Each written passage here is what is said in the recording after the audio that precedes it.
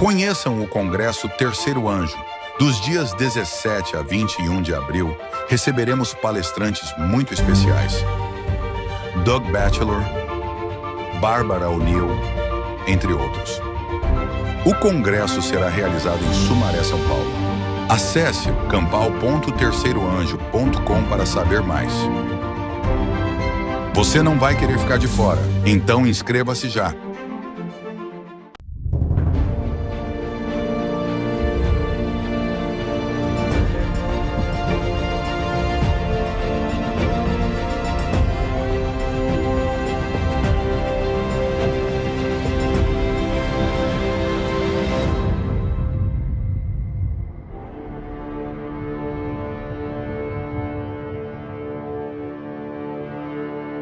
Boa noite, amigos. Estou muito feliz por ver cada um de vocês aqui. Obrigado por terem vindo.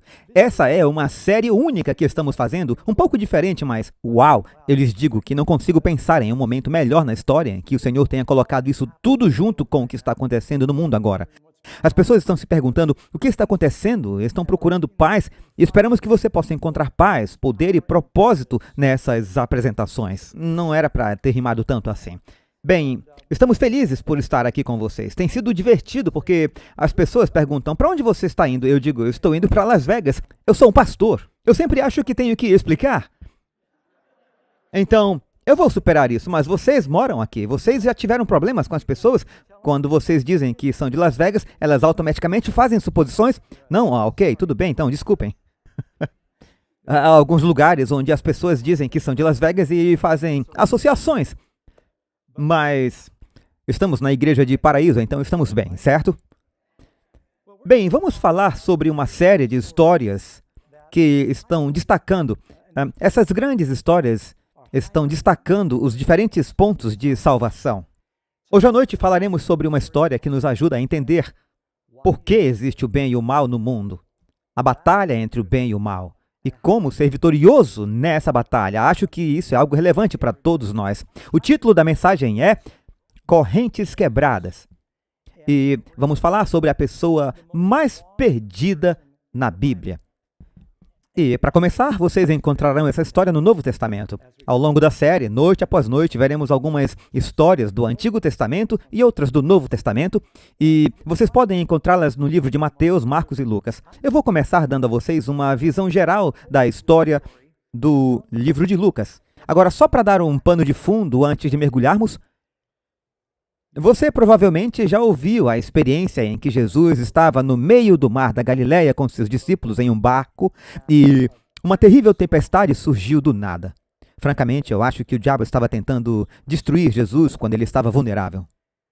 E os 12 discípulos que estavam no barco com Cristo estavam preocupados com a possibilidade de o barco afundar. Estavam com medo. E isso diz alguma coisa, pois a maioria deles era pescador e tinha passado a vida inteira no mar da Galileia e nunca tinha visto uma tempestade tão violenta.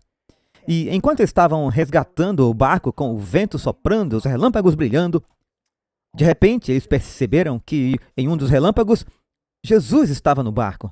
Eles o tinham visto fazer muitos milagres e ajudá-los a sair de muitos apuros, e ele estava dormindo na tempestade. Falando sério, você não gostaria de ter essa paz? E eles o acordaram e fizeram a pergunta mais estranha da Bíblia.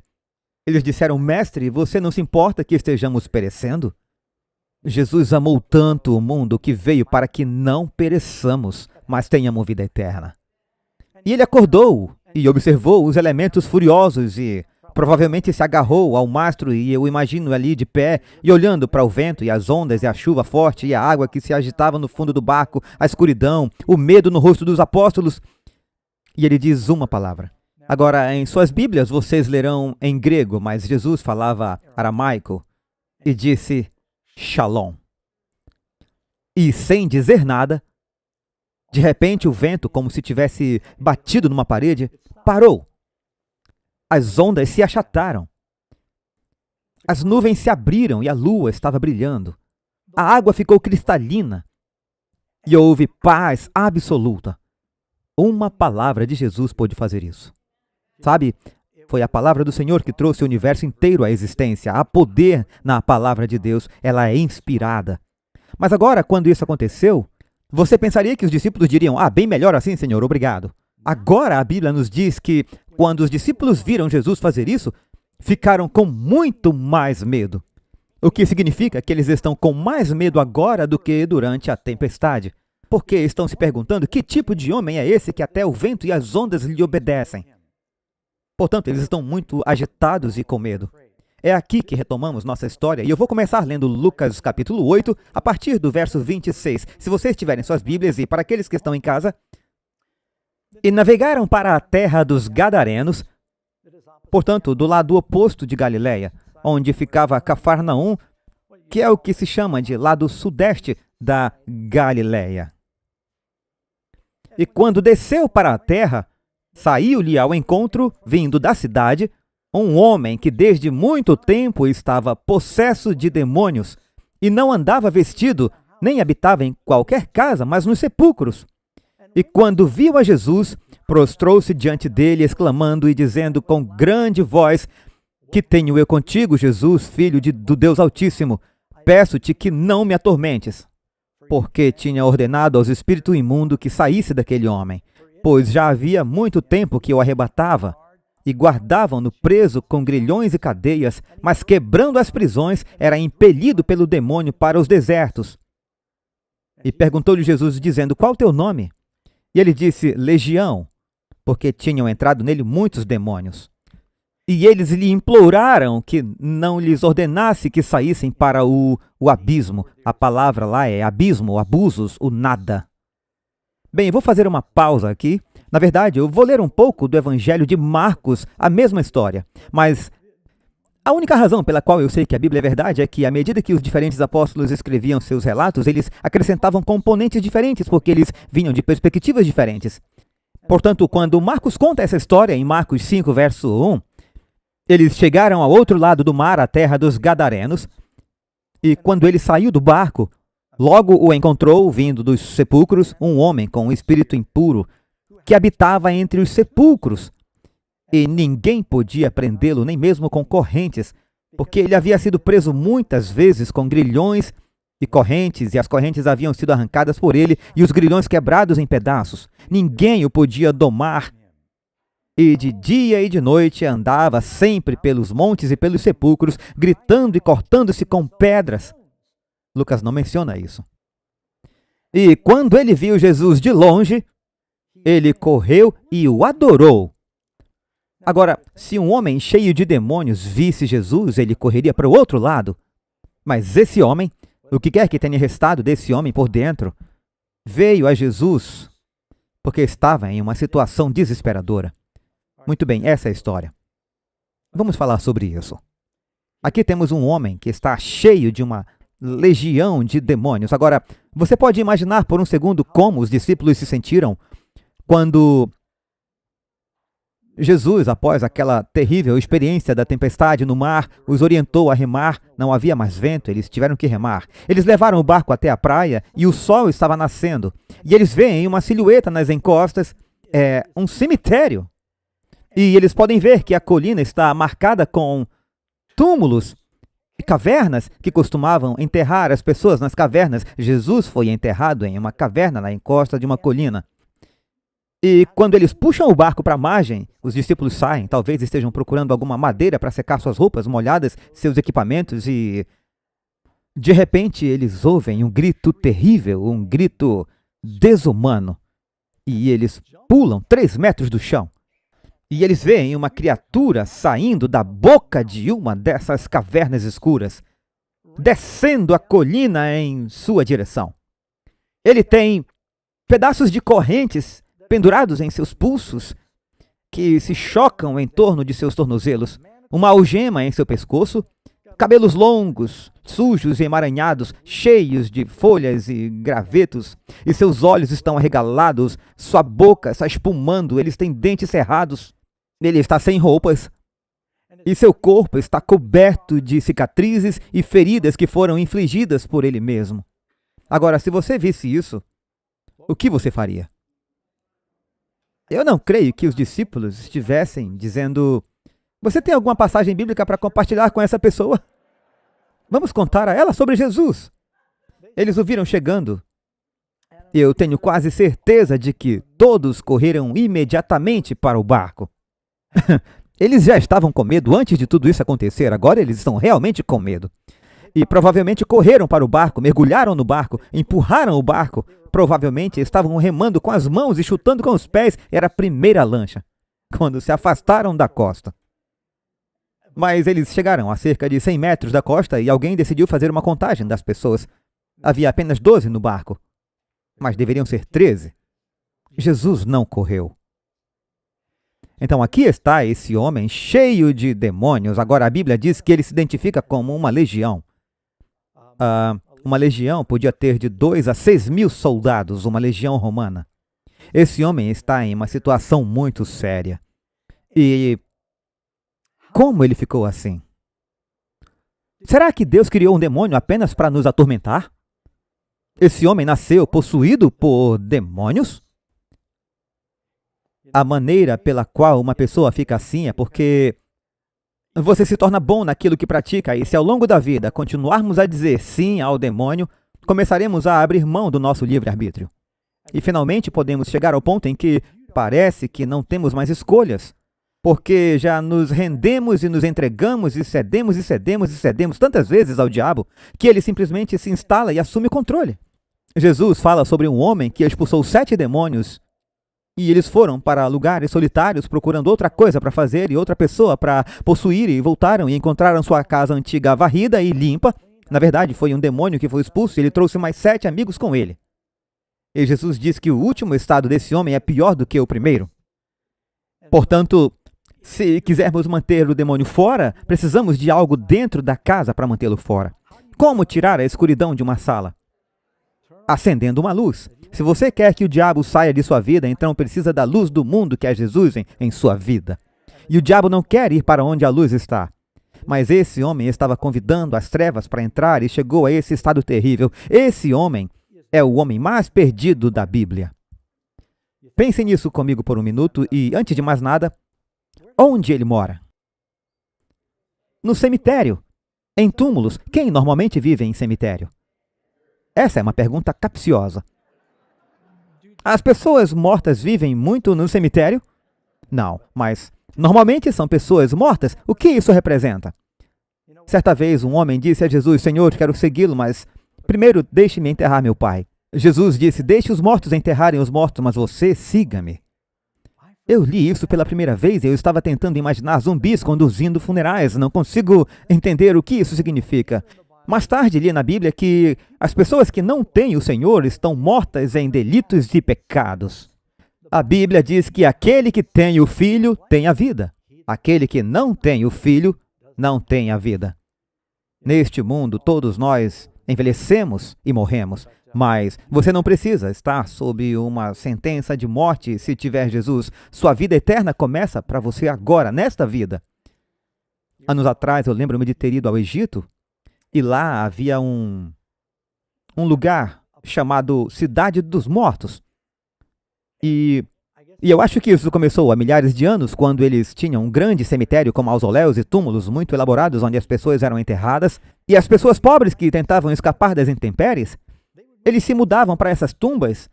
E depois a cidade os expulsava, e eles se mudavam e expulsavam. Mas o cemitério de Cairo tem mais de 20 milhões de pessoas, é um cemitério enorme.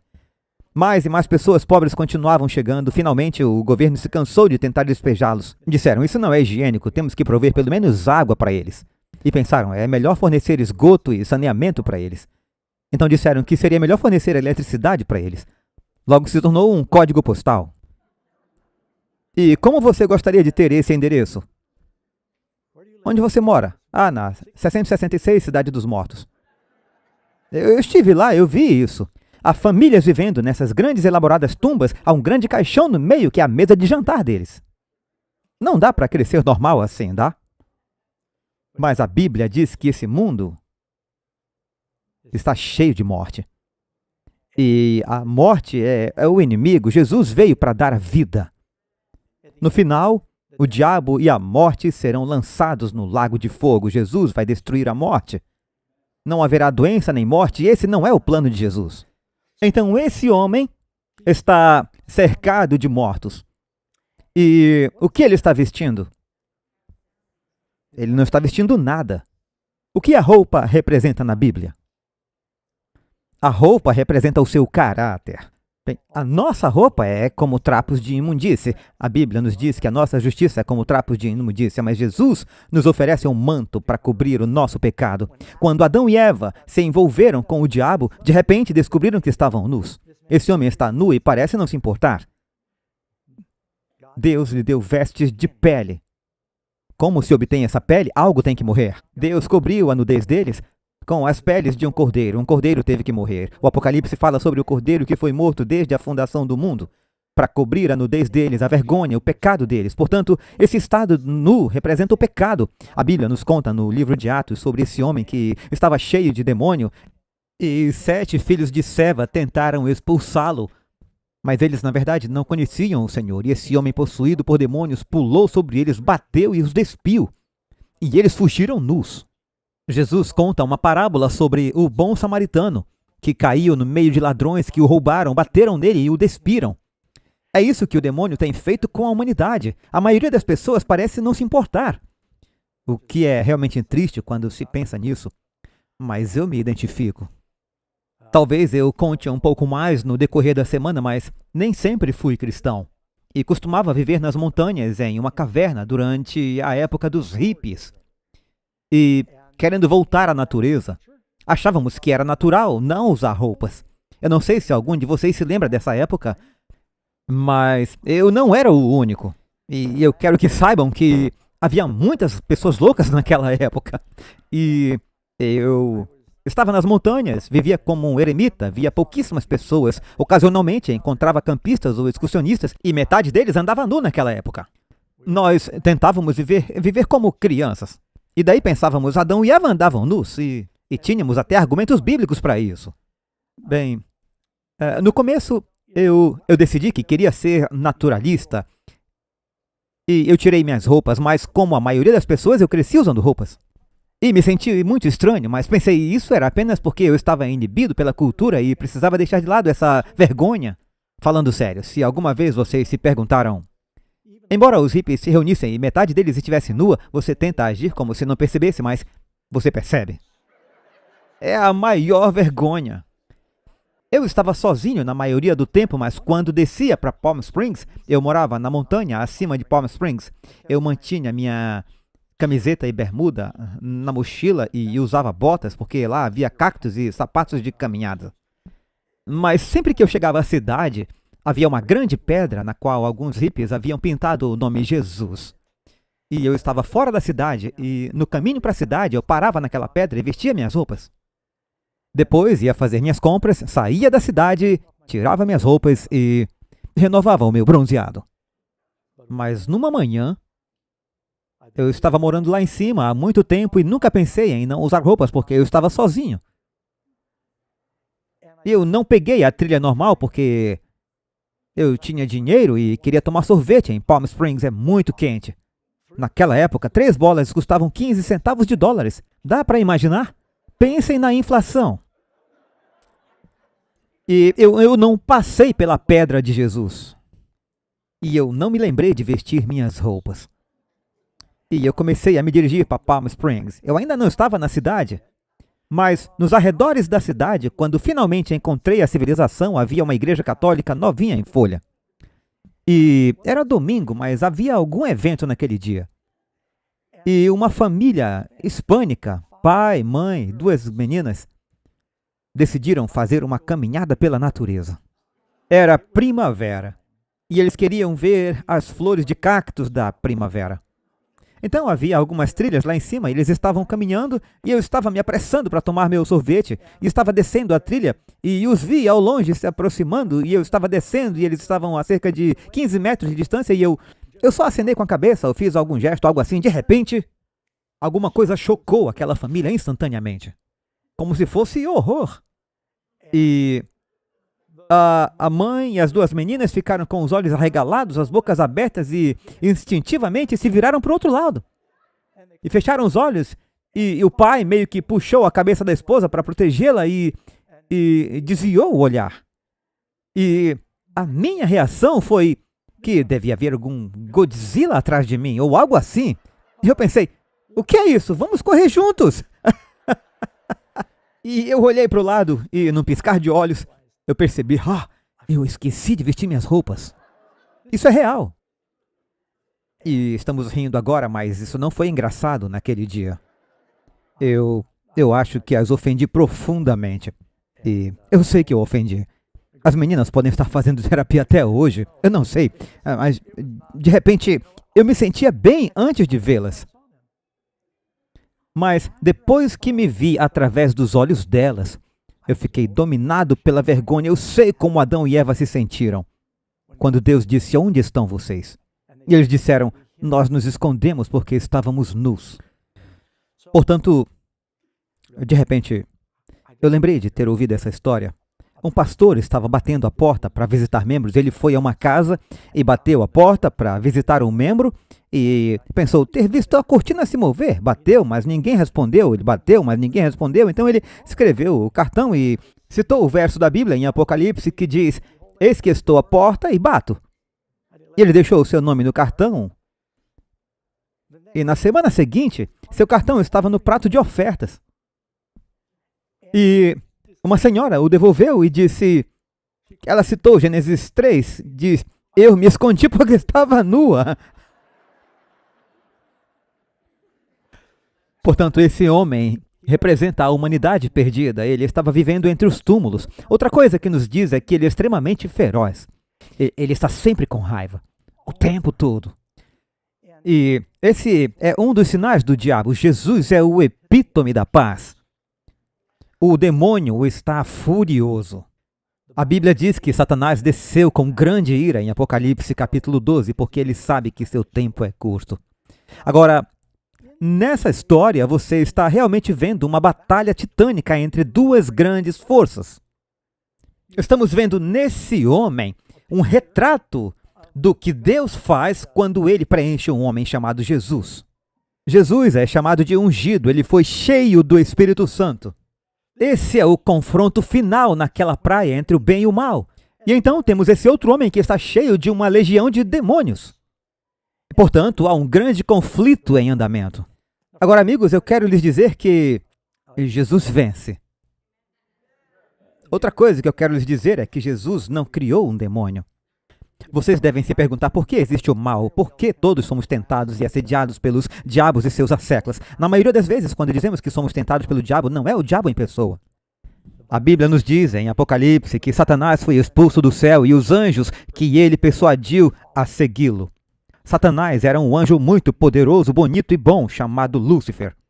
Você leu sobre isso em Ezequiel 28, capítulo 14 de Isaías. Deus criou um belo anjo com livre-arbítrio. E por eras os anjos amaram e serviram a Deus.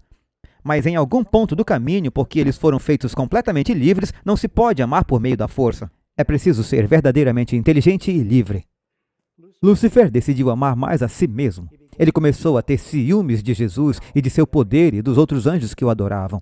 E iniciou uma campanha para basicamente roubar a atenção deles. Ele se rebelou contra Deus. Eu sei que isso parece loucura. Como você poderia se rebelar contra o seu Criador? Mas ele era muito poderoso, a criatura mais poderosa que Deus havia feito.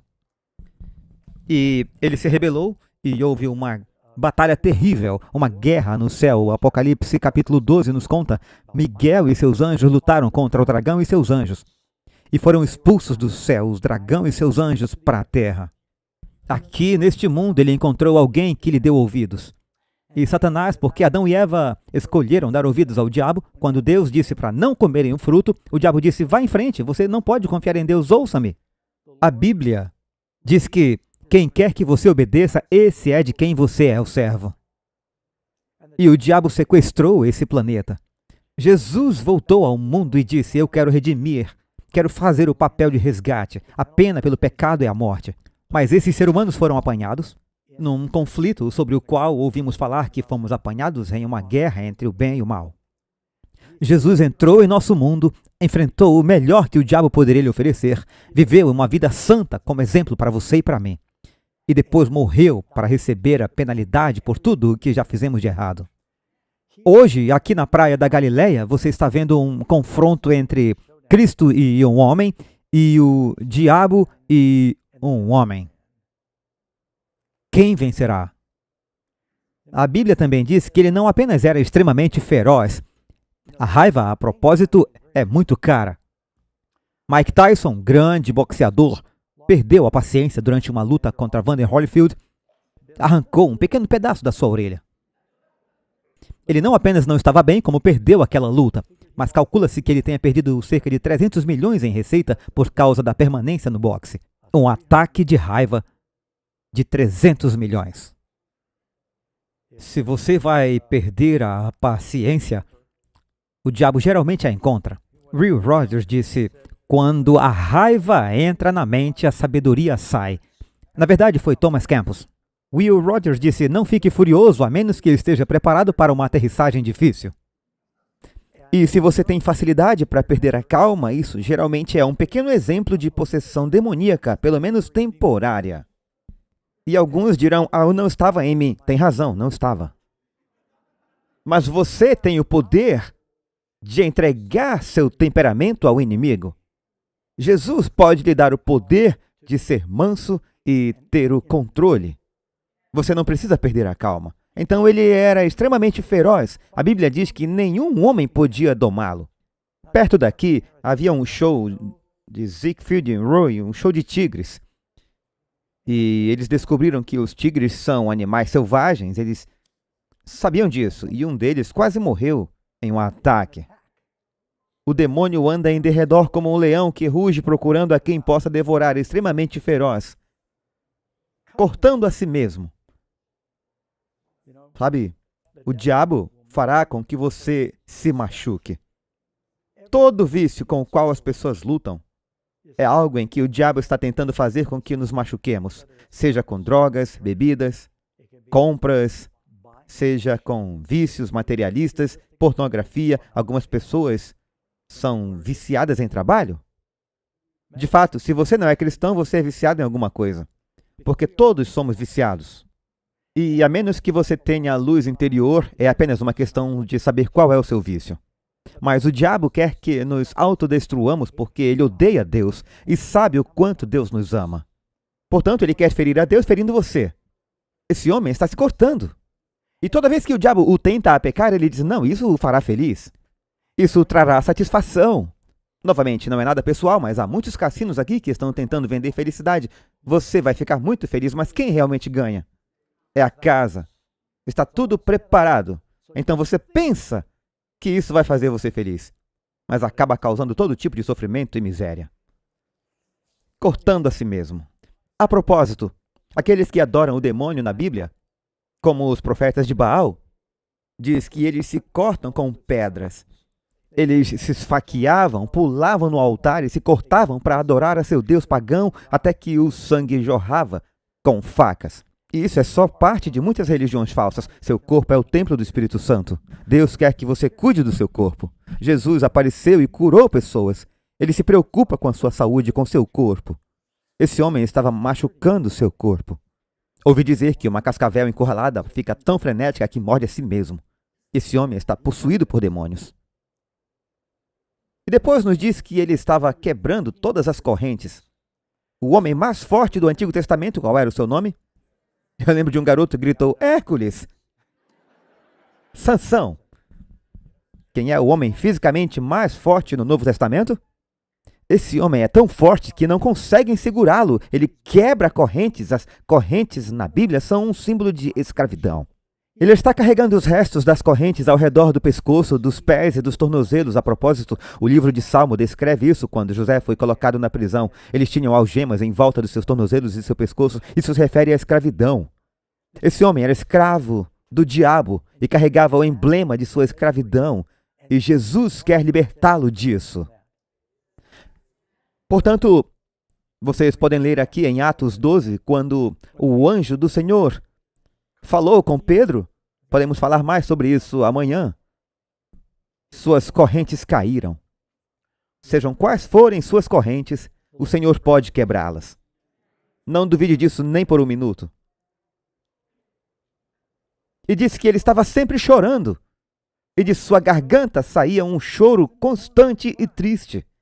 sempre chorando. E a palavra Decópolis nos diz que ele morava na área dos Gadarenos. Tem dois nomes. Como o Mar da Galileia é chamado do Mar de Tiberíades e é chamado de Mar da Galileia, o mesmo mar, essa área era chamada Decópolis, e isso porque havia 10 cidades. Metrópolis significa uma cidade. Havia 10 cidades greco-romanas na área. E esse homem costumava vagar por esse país, gemendo e chorando. Imagine você como uma criança vivendo nessa área. Não é a mesma coisa que acampar e contar histórias na fogueira. Mas de repente você ouve esse cara arrastando suas correntes, gemendo, furioso e chorando, e ele atormenta toda a região. Sem paz. A Bíblia diz que não há paz para os ímpios. Isaías 48, 22. Agora, essa história tem seu destino. Você está nessa história. Porque há apenas dois destinos. Você tem um destino de Deus enchendo um homem e vivendo e reinando para sempre. Esse outro homem está cheio do demônio. E a menos que ele seja salvo por Jesus, ele está condenado. Sua condição não está melhorando. Ele provavelmente começou como um demônio tentando-o, e ele continuou dizendo sim, e logo depois 2, e depois 7, e logo esse homem está cheio de uma legião de demônios. E parece que não há esperança. Você consegue imaginar, amigo? Este homem nu, coberto de cicatrizes, cheira mal e carrega uma nuvem de moscas para onde ele vai, os olhos brilhantes, os dentes arranjando, a boca espumante, a sujeira por toda parte, as correntes vivendo entre os mortos. Se você continuar lendo a história, verá que ele está cercado na colina por criadores de porcos. Agora, se você é judeu e está lendo essa história, os porcos são impuros, os cemitérios são impuros, o sangue das feridas é impuro. A Bíblia está nos dizendo que esse homem é impuro, impuro e impuro. Sua situação parece sem esperança. Quantos de vocês acreditam que Deus tem um plano para você? Amigos assistindo em casa, Deus tem um plano para você. Quantos acreditam que o diabo tem um plano para você? Você gostaria de saber qual é o plano? Você pode saber qual é, mas não precisa segui-lo. Essa história tem esses dois planos. O plano de Deus para você é ser moldado à imagem de seu filho, ser como Jesus. Você foi originalmente feito à imagem de Deus.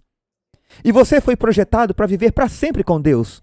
E Deus colocou Adão e Eva no jardim do Éden, em um paraíso. Você está na igreja do paraíso hoje. Espero que isso contagie. E ele queria que eles vivessem para sempre. O plano do diabo, olhem para este homem. Ele é pobre, miserável e cego e nu. Estou descrevendo o que está escrito em Apocalipse capítulo 3 sobre a última geração. Muitos cristãos pensam que são ricos e estão cheios de bens. A Bíblia diz que eles são pobres, miseráveis, cegos e nus. E eu penso nesse homem. Ele está numa condição miserável, vivendo com os mortos e carregando suas correntes, solitário e atormentando-se. Mas ainda havia algo naquele homem. Havia um pequeno pedaço de sua consciência em sua vontade, ele tinha um fragmento de sua própria vontade dentro dele. Agora, eu acredito em possessão demoníaca, quer dizer, isso acontece. Não que todo mundo que esteja doente ou perturbado seja sempre um demônio. Às vezes você pode estar com sono. Às vezes pode ser um desequilíbrio químico. Há todo tipo de coisa que pode contribuir para um comportamento estranho. Pode ser um dano fisiológico ou algo do gênero. Mas Jesus definitivamente andou por aí e curou pessoas que estavam possuídas pelo demônio. E elas falavam com ele. E um dos primeiros milagres no livro de Marcos é Jesus em uma sinagoga e ele está pregando. E um homem possuído por demônio, sim, o diabo vai à igreja. O homem endemoniado na sinagoga disse: Jesus, nós sabemos quem você é. E ele diz: nós, ou seja, há mais de um. Você veio nos atormentar antes do tempo. Por que o demônio sabe disso? A propósito, eles dizem: sabemos quem você é, o Filho de Deus. Os demônios sabiam quem ele era. Alguns de seu próprio povo não sabiam quem ele era, mas os demônios sabiam. Então ele expulsou os demônios. Um pai trouxe um filho possuído por demônios a Jesus, ele expulsou o demônio e sempre havia uma convulsão. É como se a batalha continuasse.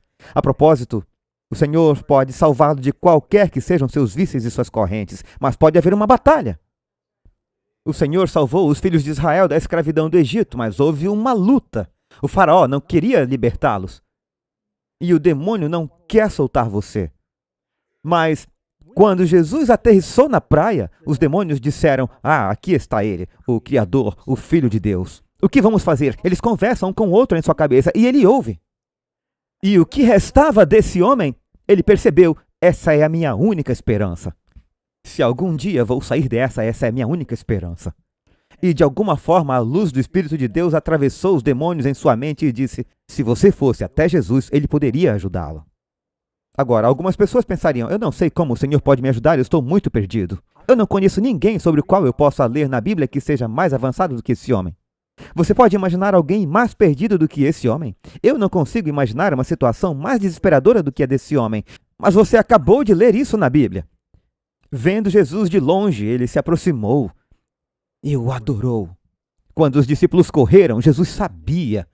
Aquele homem precisava de ajuda. Na verdade, antes que a história termine, eu quero que você observe que a única coisa que Jesus fez ao atravessar o mar e passar por aquela tempestade foi chegar até aquele homem. Aquele homem veio até Jesus e se ajoelhou diante dele para adorá-lo. Os demônios não queriam adorar Jesus. Ele disse: Senhor, me ajude. Os demônios falaram. É a única vez na Bíblia que Jesus fala com os demônios.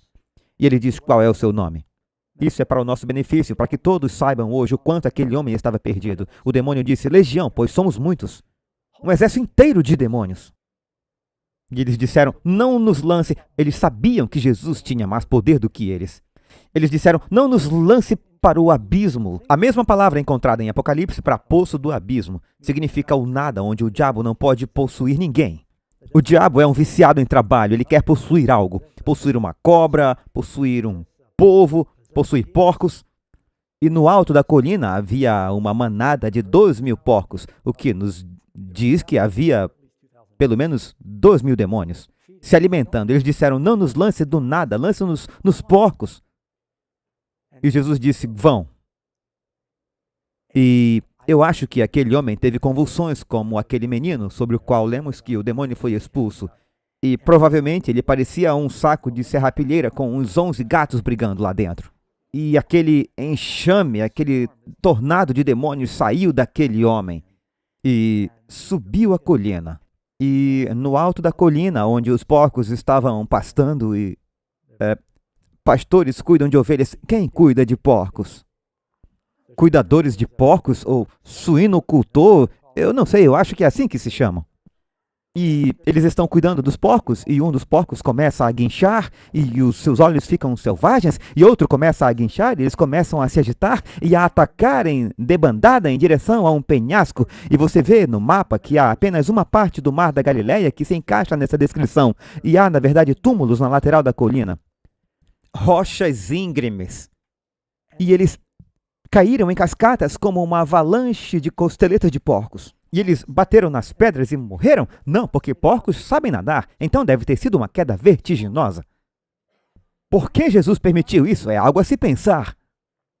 Há apenas uma outra vez na Bíblia em que Jesus é relacionado a algo que está morrendo. Em todo lugar que Jesus vai, as coisas estão vivas. Ele vai para uma ressurreição, ele vai a um funeral e o arruína, ele ressuscita pessoas. Ele amaldiçoou a figueira morreu e ele permitiu que os demônios entrassem nesses porcos. Por quê? Bem, por um lado, eles provavelmente estavam sendo cultivados pelos romanos para servir de alimentos, e a Bíblia diz que isso não é bom alimento. A outra coisa é que, se o Mar da Galileia é um lago hebraico, e ao redor do Mar da Galileia há 2.000 porcos que se afogam e depois incham e flutuam, isso é o que se chama de derramamento tóxico. De repente, toda a Galileia, carcaças de porcos começaram a aparecer nas margens desse corpo de águas judaico. Todos diziam: o que aconteceu? Todo mundo ouviu a história desse homem. É por isso que ela está no livro de Mateus, Marcos e Lucas. É apenas um milagre. Mas Jesus permitiu que isso acontecesse porque, em vez de interromper seu trabalho, ele o espalhou.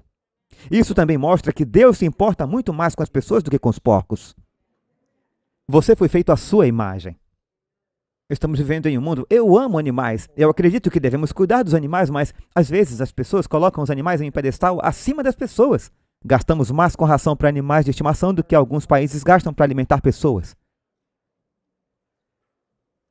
E Jesus disse: vão, e os demônios saíram do homem, e o homem ficou limpo. E ele se abaixou e o levantou. E Jesus realizou o que você pode dizer que é o maior exorcismo da Bíblia. A última vez que houve um exorcismo como esse foi quando Cristo expulsou o demônio e seus anjos. E agora temos Jesus expulsando 2.000 demônios. O próximo grande exorcismo será quando Satanás e seus anjos forem lançados no lago de fogo em Mateus capítulo 25. Portanto, essa é uma história notável na Bíblia. Esse homem, que parecia ser o mais desesperado da Bíblia, Jesus o salvou. Isso significa que há esperança para você? Bem, quando isso acontece, os homens que cuidam dos porcos veem isso e ficam muito assustados. Vão até a cidade mais próxima e todos dizem: aquele endemoniado estava nas colinas e correu para Jesus e de repente parece que os demônios saíram do homem e entraram nos porcos. E só se fala sobre a queda do mercado de ações dessa comunidade. Foi literalmente isso que aconteceu. E todo o povo saiu da cidade e diz que viram o homem de quem os demônios tinham sido expulsos sentado aos pés de Jesus, vestido e em seu perfeito juízo. Não perca a conexão entre estar vestido e estar em seu juízo perfeito. Estamos em uma cultura em que as pessoas estão tentando vestir cada vez menos sem serem presas. E eu me pergunto se isso é um sinal de insanidade. Agora eu posso falar por experiência própria. Eu já estive nos dois lados da questão. Ali está ele sentado, vestido aos pés de Jesus. Onde ele conseguiu roupas? Acho que depois que os demônios saíram daquele homem, no mesmo momento em que Jesus disse vão, assim como na história de Pedro, as correntes caíram.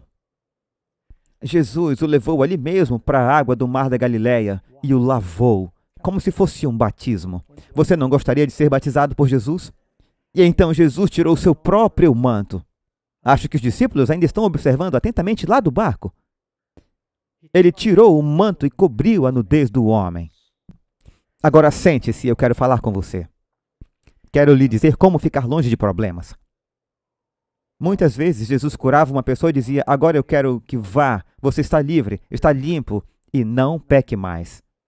As pessoas da comunidade chegam a ver e veem o homem sentado aos pés de Jesus e ficam com medo. Perderam todos os seus porcos. Esse homem vem atormentando a comunidade há anos, mas eles estão mais preocupados com os porcos. E dizem: Jesus, você pode ir embora? É muito caro tê-lo por aqui. É incrível. Eu vejo pessoas que são totalmente selvagens, loucas, vivem para o diabo, são viciadas e então são radicalmente salvas e se tornam cristãs zelosas e agora a sua família está preocupada com elas. Certo? Não se torne fanáticos. De repente esqueceram do homem que era um maníaco. Agora ele está são. Talvez estivessem preocupados que seus demônios fossem os próximos. Se você pede para Jesus sair, ele sai. Quando ele está se preparando para entrar no barco, o homem diz: Senhor, deixe-me segui-lo aonde quer que você vá. E Jesus diz: não, eu o salvei para que você pudesse alcançar outras pessoas. Sua vida será um testemunho. Eu quero que você vá e conte aos outros as grandes coisas que Deus fez por você. Muitas pessoas são salvas e ficam sentadas na igreja, querem flutuar no barco com Jesus. Mas ele não o salvou por esse motivo. Eu quero que você conte aos outros. E se você continuar lendo a história do Evangelho de Lucas, capítulo 8, ele diz: quando o homem foi e contou a todos as grandes coisas que Deus havia feito por ele, como havia sido bondoso com ele, quando Jesus retorna, eles estão esperando por ele. Ele preparou outras pessoas para o retorno de Jesus. Jesus está voltando, amigos. Eu não sei se você está vendo isso, você pode ver nas manchetes, mas eu tenho a sensação, como nunca tive antes, de que estamos no limiar de algumas condições mundiais muito sérias. E não sabemos quanto tempo mais o mundo tem. As pessoas estão preocupadas com a guerra nuclear nesse momento. É interessante que, historicamente, o homem nunca criou uma arma que não tenha usado, seja acidentalmente, loucura ou insanidade. Precisamos realmente orar pelas pessoas que estão na Europa Oriental nesse momento. Mas eu acho que o mundo inteiro está em risco E esse é o momento para as pessoas realmente se achegarem ao Senhor. Esse homem veio a Jesus exatamente como ele estava. Você pode pensar, eu tenho que me limpar para vir a Jesus. Não, você vem a Jesus e Ele o limpa. Eu tenho que quebrar minhas correntes e depois vir a Jesus. Não, você vem a Jesus e Ele quebra suas correntes. E Ele o libertará. Ele veio a Jesus e depois Ele foi por Jesus. E Ele quer fazer isso por você. Veja a transformação radical que aconteceu na vida desse homem. Ele veio ao Senhor nu, assustado, selvagem e sujo, furioso. E agora você o vê sentado aos pés de Jesus, sua mente está limpa. Sua sanidade mental foi restaurada, ele está calmo e não está furioso. Ele está limpo de seus pecados. Eu acho que Jesus também curou suas feridas. Ele está vestido. Ele é comissionado. Jesus lhe deu uma obra para fazer e, evidentemente, ele é convincente, porque outras pessoas se preparam para a vinda de Jesus por causa do que ele está fazendo. E ele deu uma obra bem-sucedida para fazer. O que Jesus fez por esse homem, ele quer fazer por todos. Todos os que estão ouvindo agora, você é uma dessas duas pessoas. Ou está seguindo a Cristo, ele tem um plano para você, e você se tornará como o seu Salvador. E se você disser, não, eu não quero fazer isso, então você está definitivamente seguindo outro mestre. Não diga, Pastor Doug, você está sendo muito duro. Não, essas são palavras de Jesus. Ele disse, se você não está comigo, está contra-me, e há apenas um outro mestre como alternativa. Essa história é especialmente preciosa para mim, porque eu posso me identificar. Eu vivia nas montanhas, numa caverna, correndo, nu, usando drogas, fumando, bebendo, mentindo, roubando e sendo controlado pelo diabo, um zero à esquerda. Eu sentia que não tinha propósito na vida. Mas eu encontrei uma Bíblia na caverna que alguém havia deixado lá e havia uma oração na frente que dizia, espero que quem encontrar essa Bíblia, eu gostaria de lembrar o nome da pessoa, mas a Bíblia caiu no riacho, inchou e eu não pude mais usá-la. E lá dizia, espero que quem encontrar essa Bíblia encontrará a salvação e a paz que eu encontrei. Eu comecei a lê-la para poder discutir com os cristãos. Eu era ateu. E quer saber? O poder da palavra de Deus é diferente, é inspirada. E o poder dessas palavras me transformou. Isso foi há 40 e poucos anos atrás. Eu tinha 17 anos de idade naquela época. Eu me pareço um pouco com esse homem da foto, não é? Não é tão ruim assim.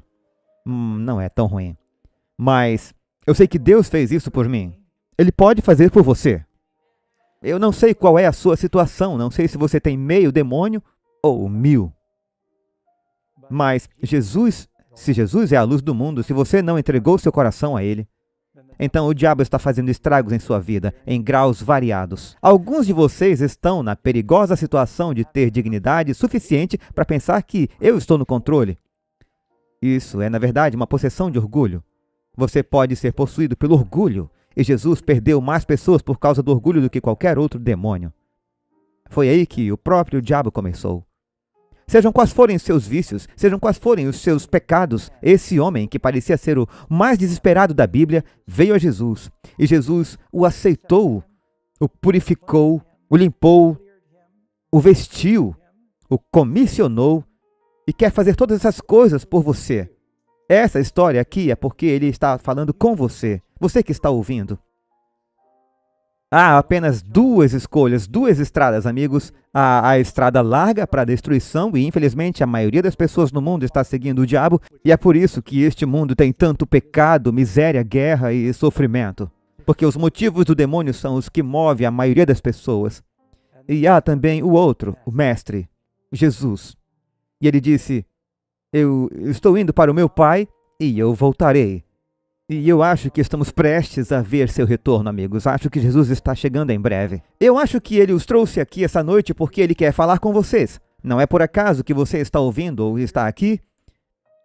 E eu não sei em que ponto você está em seu relacionamento com Deus, mas essa noite seria um momento muito bom. Se você está ouvindo essa voz falar com você e dizer, meu filho, minha filha, eu quero quebrar as correntes, eu quero libertá-lo. Eu tenho um bom plano para a sua vida. Eu tenho um trabalho para você fazer. A única maneira de você ter paz, poder e propósito neste mundo agitado, amigos, é se achegando a Jesus assim como você está. Eu gostaria de orar com vocês antes de encerrarmos. Eu gostaria de pedir àqueles que estão aqui, mesmo que estejam assistindo em casa ou em algum grupo na igreja, se quiserem dizer: eu quero seguir esse exemplo, eu quero vir a Jesus exatamente como eu estou, e pedir a Ele que faça por mim o que Ele fez por aquele homem, liberte-me, torne-me seu filho e me purifique. É essa a sua oração? Deixe-me orar com você agora e vamos pedir a Deus juntos. Pai amoroso, nós o agradecemos por essa incrível história, cheia de inspiração, que nos mostra os dois grandes mestres, os dois grandes destinos. E todos nós somos como aquele homem, pois estamos cercados por um destino de morte, estamos nos ferindo, estamos chorando por dentro, estamos nos enfurecendo sem paz, estamos impuros. E o Senhor nos diz: venham assim como estão, e o Senhor nos limpará e nos libertará. Senhor, estamos chegando. Eu oro para que o Senhor quebre as correntes, abençoe todas essas pessoas, abençoe os que ainda restam, encha-nos com teu Espírito, e eu oro para que haja pessoas no reino por causa disso. Te agradecemos e pedimos em nome de Jesus. Amém.